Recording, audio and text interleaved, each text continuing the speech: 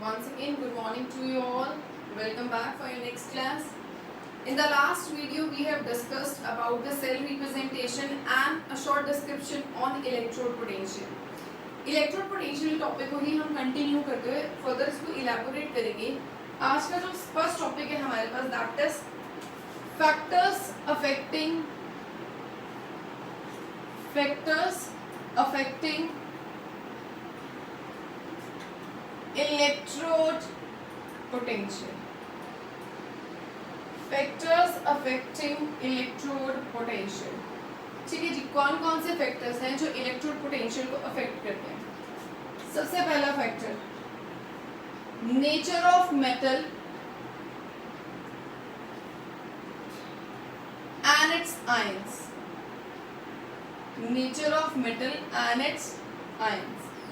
That means कि जो भी आप जिसका भी इलेक्ट्रोड पोटेंशियल कैलकुलेट कर रहे हो, क्या था इलेक्ट्रोड पोटेंशियल, ये रहा बीकर, इसके अंदर एक इलेक्ट्रोड डिप्ट है. यहाँ जो हमारे पास इलेक्ट्रोलाइट है वो, और ये जो मेटल की रॉड है वो, इन दोनों के बीच का जो पोटेंशियल डिफरेंस है उसको हम क्या बोलते हैं, इलेक्ट्रोड पोटेंशियल. तो ये मेटल कौन सा है, ये, और इसमें किस तरीके के आयंस बन रहे हैं. ऑब्वियसली जैसे मान लिया जिंक सल्फेट है तो यहाँ पे Zn2 पॉजिटिव के आयंस होंगे. कॉपर सल्फेट है तो Cu2 पॉजिटिव के आयंस होंगे. तो हर एक आयन अपनी अपनी अलग अलग प्रॉपर्टी शो करता है. हर एक मेटल की अपनी अलग एक कैरेक्टरिस्टिक है. तो दैट मीन किस तरह का मेटल यूज हो रहा है, उसके आयंस कैसे हैं, उस चीज पे मैटर करता है कि पोटेंशियल डिफरेंस क्या होगा, इलेक्ट्रोड पोटेंशियल क्या हो, किस तरह से क्या इफेक्ट हो सकता है. किसी मेटल का ज्यादा होगा, किसी का, हर किसी के अलग अलग वैल्यूज है. ठीक है जी. Second, concentration of ions. जो भी हमारे पास यहाँ आयंस होंगे मेटल के, उन आयंस की कंसेंट्रेशन क्या है, कौन कौन से, इन चीजों को हम धीरे धीरे पढ़ेंगे, पूरा इलेबोरेट करके आगे जाके पढ़ेंगे हम. फिलहाल के लिए हमारे सिर्फ इतना जानना जरूरी है कि कौन कौन से फैक्टर्स हैं जो इलेक्ट्रोड पोटेंशियल को अफेक्ट कर रहे हैं. फर्स्ट वन इज मेटल की nature and its ions. Second one is concentration of ions. यहाँ हम आयंस की बात करें, लेकिन किसी केस में हमारे पास गैसेस भी हो सकती है. जिस केस में हमारे पास गैस है तो instead of concentration of ion we consider pressure of gas.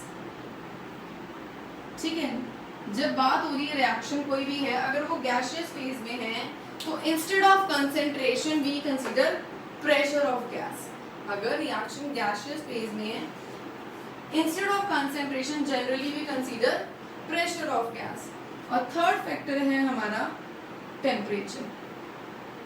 That means ये तीन चीजें हैं जो किसी भी इलेक्ट्रोड के पोटेंशियल डिफरेंस, इलेक्ट्रोड पोटेंशियल में या मेटल और इलेक्ट्रोलाइट की पोटेंशियल डिफरेंस में अफेक्ट डालते हैं.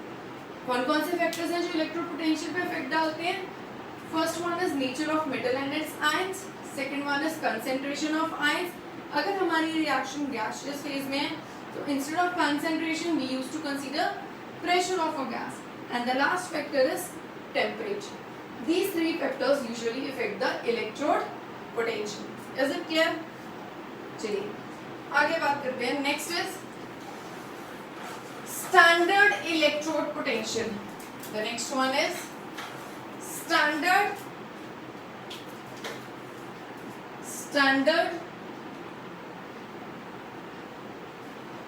Electrode potential. देखिए, जो सिर्फ इलेक्ट्रोड पोटेंशियल है उसको तो हम रिप्रेजेंट करते हैं ई से. जो सिर्फ इलेक्ट्रोड पोटेंशियल है उसको रिप्रेजेंट करते हैं ई से. स्टैंडर्ड इलेक्ट्रोड पोटेंशियल को रिप्रेजेंट करते हैं ई नॉट से. स्टैंडर्ड इलेक्ट्रोड पोटेंशियल को कैसे रिप्रेजेंट करते हैं, ई नॉट. ई नॉट अगर कहीं गिवन है तो इसका मतलब आपको क्वेश्चन में क्या गिवन है, स्टैंडर्ड इलेक्ट्रोड पोटेंशियल गिवन है, ई नॉट. ठीक है जी. स्टैंडर्ड इलेक्ट्रोड पोटेंशियल होता क्या है. स्टैंडर्ड इलेक्ट्रोड पोटेंशियल वो पोटेंशियल होता है जिसमें, अभी हमने पीछे इलेक्ट्रोड पोटेंशियल के तीन फैक्टर्स पढ़े कि कौन कौन से तीन फैक्टर्स थे जो इलेक्ट्रोड पोटेंशियल को अफेक्ट करते हैं. पहला नेचर ऑफ मेटल और आयंस की. सेकंड आपका था concentration of ions, gaseous condition में है तो ऑब्वियस है प्रेशर ऑफ गैस. और थर्ड फैक्टर था आपका टेम्परेचर. तो स्टैंडर्ड इलेक्ट्रोड पोटेंशियल क्या होता है, जहां पे कंसेंट्रेशन ऑफ आयन मतलब आयन की कंसेंट्रेशन हमेशा कितनी होगी 1 मोलर, फिक्स्ड है। स्टैंडर्ड इलेक्ट्रोड पोटेंशियल कौन सा पोटेंशियल होगा जहां पे आयन की कंसेंट्रेशन हमेशा फिक्स्ड होगी और वो कंसेंट्रेशन कितनी होगी 1 मोलर, ठीक है जी। अगर ऑब्वियस है प्रेशर की फॉर्म में गैसियस स्टेट में तो कंसेंट्रेशन की जगह हम प्रेशर लेते हैं, तो प्रेशर होगा या तो 1 एटमॉस्फेरिक या 1 बार।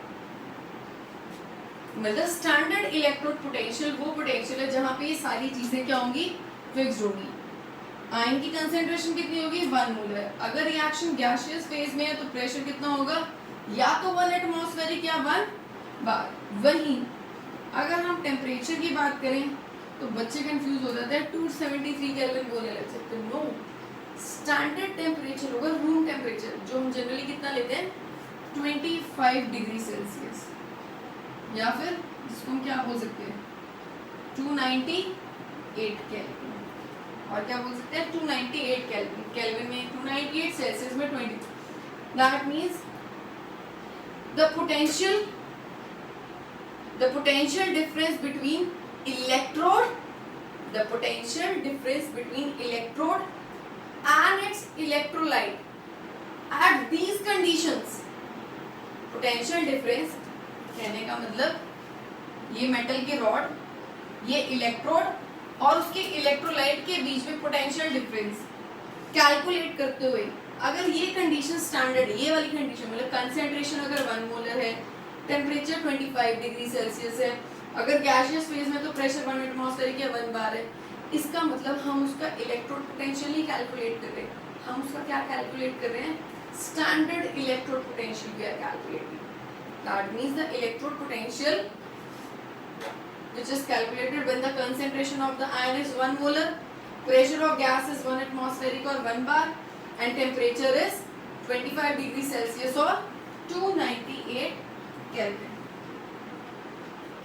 जनरली होता क्या है ज्यादातर क्वेश्चंस में most of the time not always most of the time standard electrode potential SEP stands for standard electrode potential. Standard electrode potential is generally given in the question most of the time, not always, most of the time it is given in the questions. चलिए आगे बात करते हैं।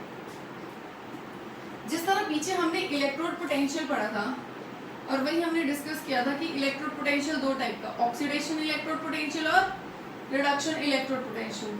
जिस beaker में oxidation हो रही है उसके मेटल और उसके इलेक्ट्रोलाइट के बीच में जो पोटेंशियल डिफरेंस है वो ऑक्सीडेशन इलेक्ट्रोड पोटेंशियल।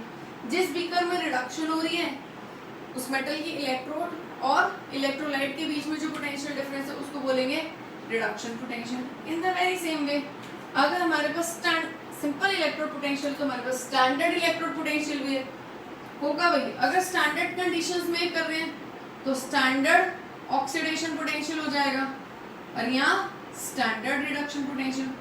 डिफरेंस सिर्फ क्या होगा कि वहां पे उन फैक्टर्स की वैल्यू कंसंट्रेशन, प्रेशर, टेम्परेचर की वैल्यू फिक्स नहीं थी। किसी भी कंसंट्रेशन पे हो रहा था, किसी भी प्रेशर पे हो रहा था और किसी भी टेम्परेचर पे। स्टैंडर्ड इलेक्ट्रोड पोटेंशियल में क्या होगा, अगर ऑक्सीडेशन वाले में ऑक्सीडेशन पोटेंशियल भी हम कैलकुलेट कर रहे हैं उन स्टैंडर्ड कंडीशन पे। स्टैंडर्ड कंडीशन कौन कौन सी, 1 मोलर कंसंट्रेशन, 1 बार या 1 एटमॉस्फेरिक प्रेशर या फिर 25 डिग्री सेल्सियस टेम्परेचर। इन कंडीशंस में है तो स्टैंडर्ड ऑक्सीडेशन पोटेंशियल, और इन्हीं कंडीशन पे अगर हम रिडक्शन पोटेंशियल कैलकुलेट करते हैं that is standard reduction potential. Standard oxidation potential को रिप्रेजेंट कर देंगे SOP और स्टैंडर्ड रिडक्शन पोटेंशियल को SR। Is it clear? देखिए नाउ ये चीजें आपने पढ़ी हुई ऑलरेडी +1 में, हमने कुछ नया नहीं पढ़ा इनमें। देखिए अब क्या होता है, हम एक स्टोरी सुनाती हूँ। देयर इज अ चाइल्ड, एक बच्चा है, ठीक है, वो एग्जाम की प्रिपरेशन कर रहा है। वो अपने एक फ्रेंड को कॉल करते हैं, बोलता है जिंक है, इसका इलेक्ट्रोड पोटेंशियल बताइए। एक फ्रेंड है, एक चाइल्ड है, एक स्टूडेंट है, वो क्या है स्टडी कर रहा है, ठीक है। इंस्टेड ऑफ आस्किंग हिज और हर टीचर वो अपने फ्रेंड से कंसल्ट करता है, एक फ्रेंड उसको कहता है कि जो जिंक है उसका पोटेंशियल है प्लस 0.76 वोल्ट। एक फ्रेंड क्या कहता है कि जिंक का पोटेंशियल है प्लस 0.76 वोल्ट, ठीक है। वहीं दूसरे फ्रेंड को फोन करता है तो दूसरा फ्रेंड कहता है भाई नहीं, माइनस 0.76 वोल्ट है। क्या बोला मैंने? एक स्टूडेंट है, वो पढ़ाई कर रहा था, ठीक है। उसको थोड़ी सी कंफ्यूजन थी कि जिंक का इलेक्ट्रो पोटेंशियल कितना होता है। उसने सोचा कि मेरे दोनों फ्रेंड्स बहुत इंटेलिजेंट है, अच्छे हैं पढ़ने में, मैं उनसे डिस्कस कर लेता हूँ, कंफर्म कर लेता हूँ, मेरा डाउट दूर हो जाएगा। एक फ्रेंड कहता है प्लस 0.76 वोल्ट है, दूसरा फ्रेंड कहता है माइनस 0.76 वोल्ट है। अब वो तो कंफ्यूज, वो सोचता है कि मैं किसकी बात मानूं, ठीक है। वो और वो उसको कहता है कि दूसरा फ्रेंड कह रहा है ये है, वो कहता नहीं नहीं ये है। इसको कॉल करता है, वो कहता नहीं नहीं ये वही वाला है। तो दैट मींस दोनों अपनी बात को सही कह रहे हैं, लेकिन कोई उसको ये नहीं बता रहा कि दोनों अपनी बातों पे कैसे। नो डाउट मान लेते ये फ्रेंड ए है, ये फ्रेंड बी है। जिसको डाउट था उसका नाम है सी, ठीक है। इसको क्या था? डाउट था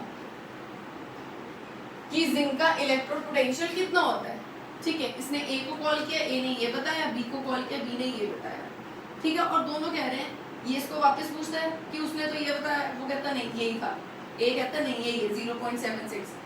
बी को कॉल करता है, बी कहता है नहीं नहीं माइनस 0.76 है। पर दोनों ही गलत नहीं है, वो बेचारे ए और बी दोनों ही अपने पार्ट पे सही है, ठीक है। फर्क क्या था? फर्क ये था, एक बता रहा था ऑक्सीडेशन की टर्म्स में, एक बता रहा था रिडक्शन की टर्म्स में। अब मान लेते हैं जो ए था वो ऑक्सीडेशन की टर्म्स में बता रहा था और जो बी था वो रिडक्शन की टर्म्स में बता रहा था। तो इस तरह से तो बहुत ज्यादा कंफ्यूजन जनरेट होने लगी, ठीक है जी। जो ए है वो ऑक्सीडेशन की टर्म्स में बता रहा था, बी रिडक्शन की टर्म्स में बता रहा था। अब इस तरह से तो बहुत ज्यादा कंफ्यूजन जनरेट होने लगी। अब क्या करें?